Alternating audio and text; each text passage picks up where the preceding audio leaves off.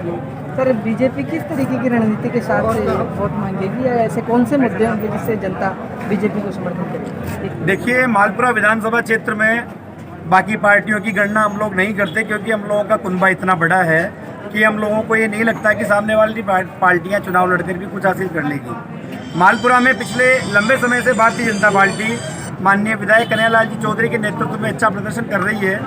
इस चुनाव में हमने 23 के 23 टिकट सारी जातियों को एक करते हुए अलग अलग जातियों में टिकट वितरित किए हैं। कहीं भी हमने ऐसा किसी की नाराजगी या किसी का बिखराव हमने होने नहीं दिया।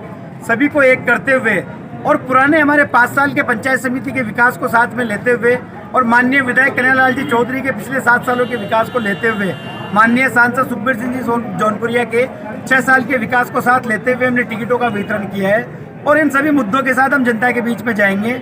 और आप ये मानिए, यहाँ की जनता ये मन बना चुकी है कि भारतीय जनता पार्टी का प्रधान पुनः पंचायत समिति मालपुरा में बिठाना है। और इसी के साथ साथ जिला परिषद की 8 सीटें हमारी पंचायत समिति मालपुरा टोडा रायसिंह में आती है, वो 8 सीटें जीताकर उन्हें जिला प्रमुख भारतीय जनता पार्टी का बनाना है। यह मन मालपुरा टोडा रायसिंह विधानसभा क्षेत्र की जनता बना की अवधारणा रही है। सबका साथ, सबका विकास, सबका विश्वास, इसी लक्ष्य के आधार पे हम प्रत्येक व्यक्ति के पास जाएंगे और केंद्र सरकार की जो भी योजनाएं हैं प्रत्येक अंतिम छोर तक, अंतिम व्यक्ति तक पहुंचाने का लक्ष्य हमने पिछले 5 सालों में रखा है। उन्हीं को लेके हम घर घर जाएंगे और उन्हीं के आधार पे हम वोट मांगेंगे।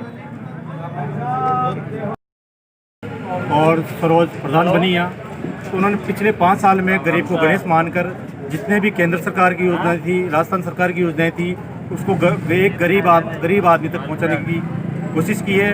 और 5 साल में जैसे केंद्र सरकार की योजनाएं थी, स्वच्छ भारत मिशन, उसमें पूरा सहयोग किया है, आम गरीब तक पहुंचाया है। और मालपा क्षेत्र एक गरीब कृषि प्रधान है, यहाँ गरीब जनता निवास करती है। तो यहाँ जितने वहाँ पर देखें तो बिल्कुल 90% कच्चे मकान थे गाँव में। तो हमारे प्रधानमंत्री जी की जो योजना थी उसके तहत हमने कम से कम आज मालवा में देखें तो 75% मकान पक्के कर दिए हैं, जिनको आवास दे दिया है।